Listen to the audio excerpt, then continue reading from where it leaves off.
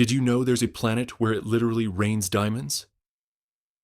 Scientists believe that on Uranus and Neptune, the pressure is so intense, it actually squeezes carbon into diamonds, and then it rains them down into the planet's core.